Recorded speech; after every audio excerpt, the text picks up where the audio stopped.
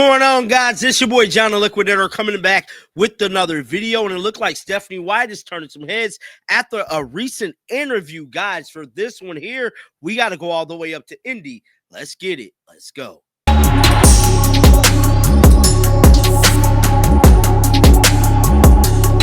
Something that has caught my attention and really slipped through the cracks of it all was Stephanie White giving her final interview of the season. That was on a radio show, the Query and Company show. Now, a little bit of the interview did come out, her kind of calling Kelly Clark upon, but it was way more to be talked about in that interview that we just did not discover.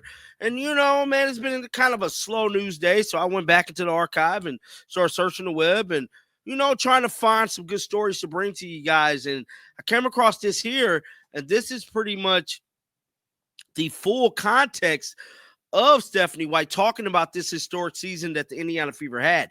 Now, we know they dealt with a bunch of injuries. More than half the team got hurt. She did a lot of experimental stuff, especially on offense, running different sets, putting players in places that they normally wouldn't be. Ultimately, it did work. It did work. It got them damn near to the WNBA championship. But something she talked about that, kind of stuck out to me was that teams that, that is close-knit together, they kind of play well. They kind of play well together, and it shows on the basketball court. Now, this is, a long little segment, but, I feel like we need to hear it and hear Stephanie White contest because this was right after that game that they lost ultimately to the Las Vegas Aces, which they could have won that game in that series. But let's check out this audio here, man, from this interview. Shout out to 107.5, The Fan. I believe this is an Indianapolis radio station. Let's give it a listen, man. You may not, have all of the things that other teams or other people do. It takes the intangibles, and it takes the connectedness, and it takes something different inside of you. And I think that's what this group has had. There was a clip that was shown on television where they had you mic'd up, and during a time, it was after Kelsey Mitchell had gone down, and we now know that injury, and I want to give full kudos and credit to the medical staff that was there, because we thought it was just, she has a leg cramp, and we now know that that's something that could have been more severe and will be monitored moving forward. But thankfully, they were just so fast to act on that, and that deserves a tip of the cap. But you've got to then kind of rally your team together, and you're saying to them, no one is more prepared for, and I'm paraphrasing, no one is better built to be able to respond to this than we are. Nobody can handle this like we can. When you were saying that, Coach, could you see in their eyes that they believed what you were saying? I think I saw fear to start, and that's why I said it, because we had so many of those moments, and at the time we obviously didn't know what was going on with Kelsey. We thought it was cramping as well, and so the severity of what was happening wasn't there. But anytime you see a teammate go down, it's hard, and we've had many of those moments, unfortunately, throughout the course of the year, and we've had to rally around them and rally for them and rally one another. And so, in that moment, it was just, I sensed that it could have been a breaking point for our team. But reminding them what we've been through, reminding them that we could find another gear, find another level, that we could find something inside of us that was playing for something more than just to win a basketball game, because we had done it multiple times, and quite frankly, just reminding them who they are in that moment, and whether it was going to go our way or not, we still needed to find something to play for. And by the way, that injury, for those that are unfamiliar, and it's a medical term that I'm not even going to try to pronounce, but essentially what happened was she had a muscle deficiency where her muscles for a 5 to 7 second period essentially paralyzed on her, and she could not move her muscles, and that is something that will be monitored moving forward. We certainly hope the best for Kelsey Mitchell.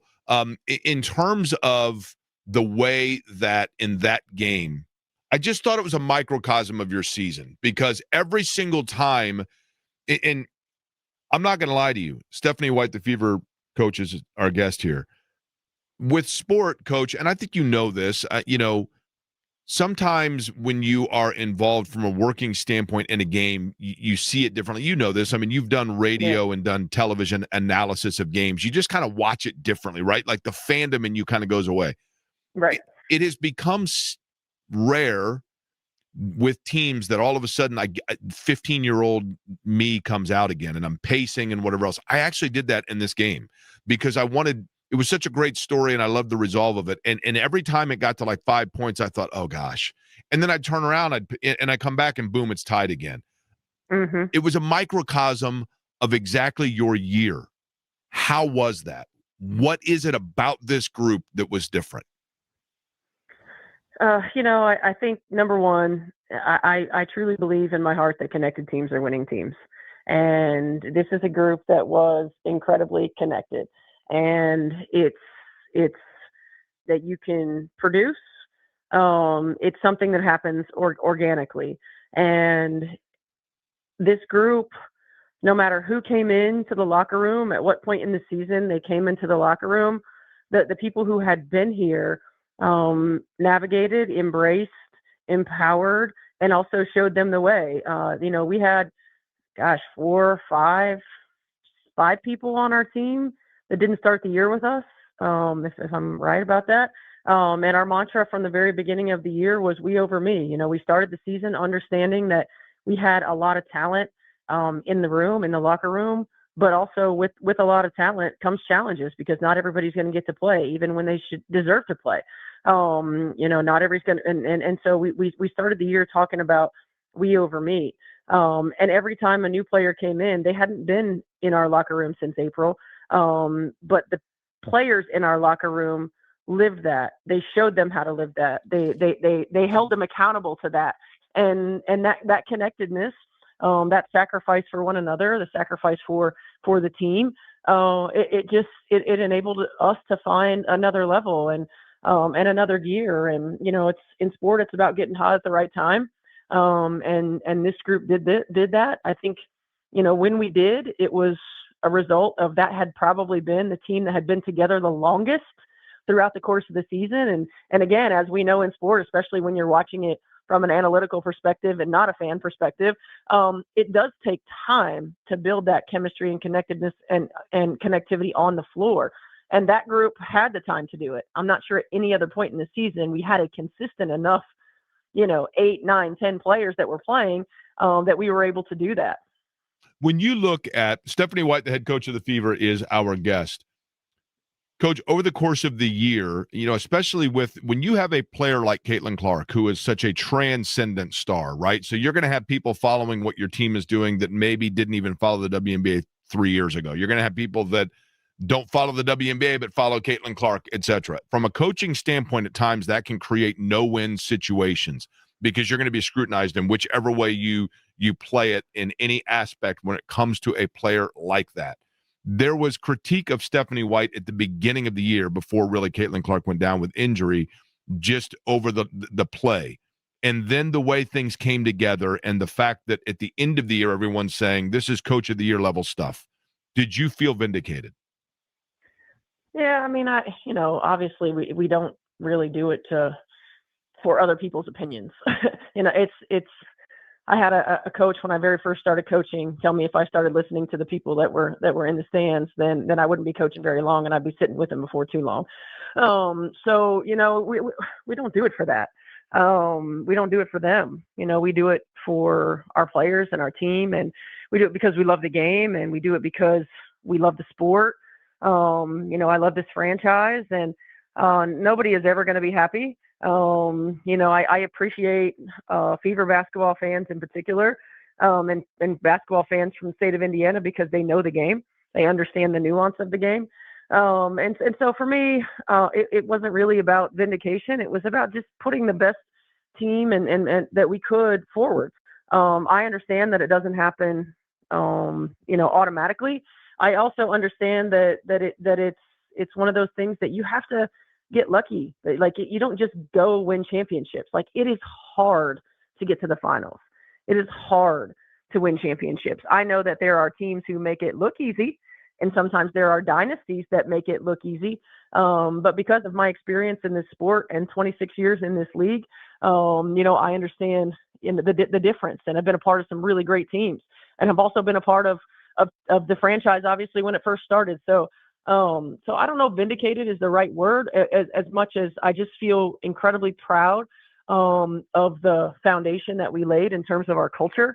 I feel really proud of the group that came together to find a way, no matter what. I feel really proud of my staff because I do feel like we have the best staff, in the league, and we're creative, and we try to think outside the box, and we try to put people in positions to be successful. And so I think more than anything, the word that comes to mind at the end of the year is just pride. When you look at the league itself, from the time that you played to now, Stephanie White, in the growth of the league and the growth of the interest of the league, one of the byproducts of that means that the business aspect of it is going to be scrutinized, and people are going to pay a lot more attention to it. That's become obviously, and we're heading into an offseason that's going to be fascinating with the collective bargaining. And then you have the commissioner, Kathy Engelbert. I know you're aware of the comments that Nafisa Collier made, and then Caitlin Clark kind of getting brought into that, Caitlin Clark responding to it. What has been your overall assessment of that dialogue and as it relates to your star player? Yeah, I mean, I hate it all for Caitlin. I feel like, she's a 23-year-old kid who loves to play this game, who is a pawn in a lot of other people's games and a lot of other people's narratives. And I hate that for her. We're coming into a time in the WNBA where we're kind of part of the growing pains of becoming quote unquote mainstream professional sport is some of this stuff. I do think that we are at a pivotal moment in terms of the league's history. And look, I was a part of the very first collective bargaining agreement of the WNBA, where we wanted insurance all year long, to now where it is growing and players do deserve more. And leadership needs to reflect where we are as a league, and also understand where we are as a league and where players' perspectives are coming from. And, we have coaches on the sidelines, and Becky Hammond and myself, and of course, Noelle Quinn, who was in Seattle. That was Stephanie White, man. Like I stated on the radio show, hopefully you guys enjoyed that. She spoke a lot about the season. I want to know you guys' thoughts down in the comment section right now. Keep them bells on. So I'm telling you right now, as soon as some news come out, I'll be sure to let you know. And until next time, man, shake the haters off. I'm out of here, bro. Peace out.